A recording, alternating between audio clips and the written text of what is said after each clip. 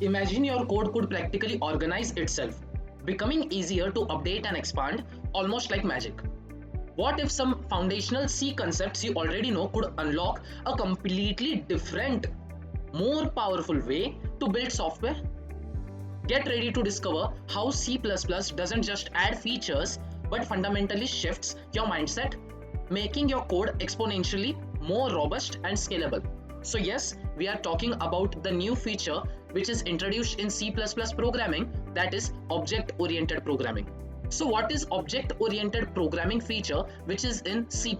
So, let's discover about it. So object-oriented programming feature in C++. So it's a paradigm that organizes software design around objects rather than functions and logic. So what is an object in C++ programming? So object in C++ programming is nothing but an entity which consists of properties and functions. So what is this, which we are going to learn in the further lectures as well, so don't worry about it. So in C++, we are going to use the object-oriented programming concepts, which are nothing but classes and objects. So what is classes, what is objects, these things will be taught you in the further lectures, and make sure to watch the C programming playlist so that you can understand the C++ further ones, which is nothing but object-oriented programming. So there are core concepts of object-oriented programming. These are nothing but object-oriented programming concepts used in C++, which are known as pillars. So first one is classes and objects itself. So a class is a user-defined blueprint or template for creating objects. So what is a class? What is the definition of class? It is in front of you. It defines the common attributes, that is data members, and behaviors, that is member functions or methods, that all objects of that class will share. So in simple words, we can talk about a class is nothing but, in C programming, we used to create a variable inside a function. But did we store the function somewhere? No. So in object oriented programming, we are going to do this thing. Inside a class, we are going to create variables and we are going to create the functions, which are known as data members and member functions. And what is an object? An object is an instance of a class representing a real world entity.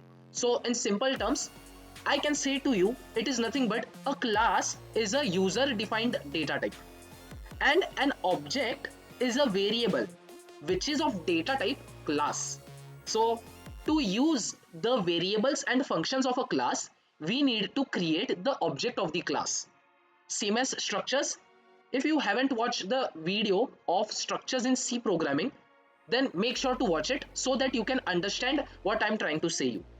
Structures, in structures also, it's like we are gathering all the variables inside a single name, which is nothing but a structure.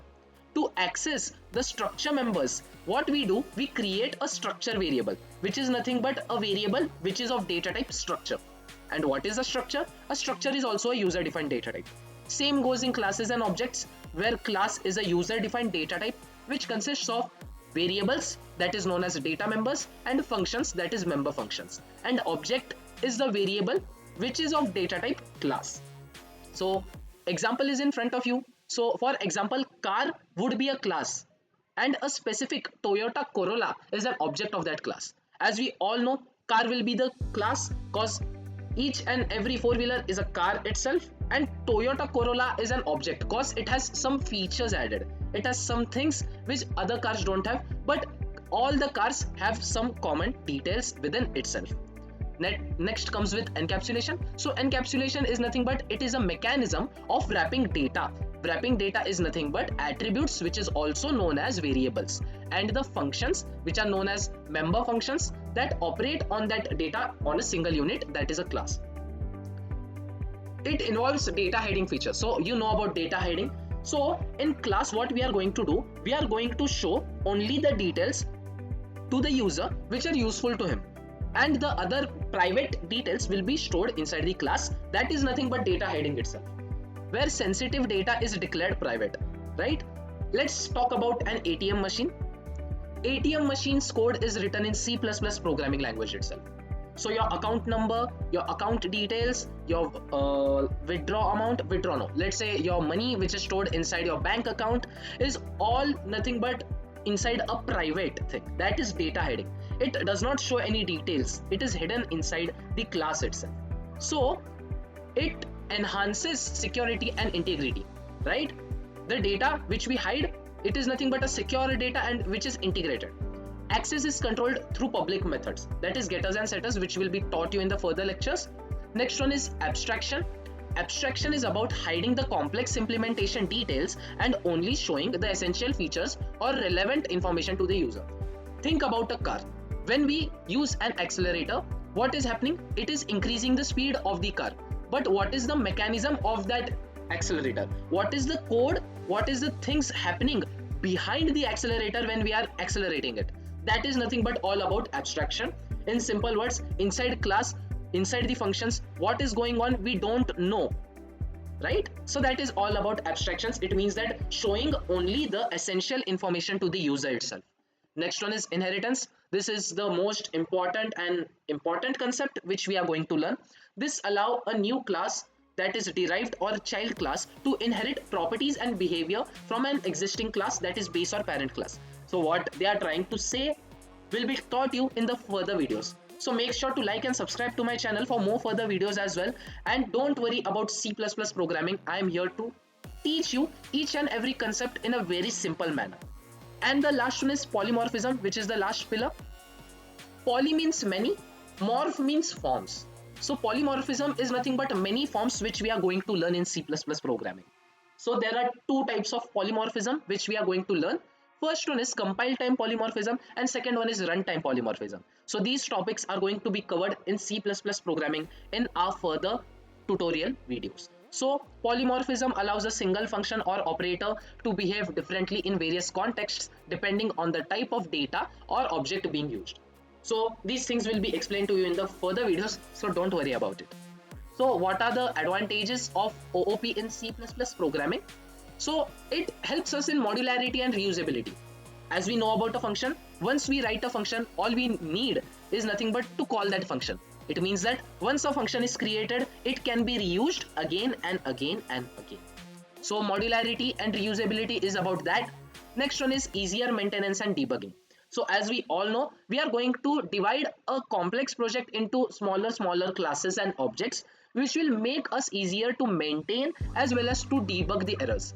If we get any error, we can easily debug that error inside that class and object because we know where the error is going to come. And it is easily maintainable. So what is easily maintenance? So in simple words, we can talk about, if we are extending our project, if we are extending our application, we don't need to change any other codes. All we have to do, just we have to change the linking of the classes and objects so that it is easier to manage and we can create a large scale applications with the help of it. Next one is data security. As in the previous, I already told you, like once a data is stored, it is secure. It will not be displayed in the front of the public. Only the essential details will be showed. That is about data security. And last one is modeling real life problems. C++ programming language is used in applications related to the real life problems.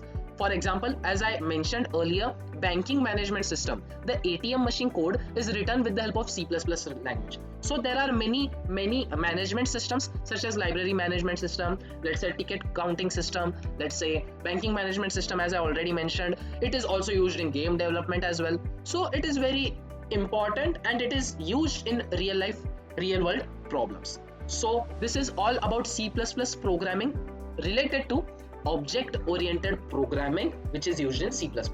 If you have any doubts, please comment down in the comment section.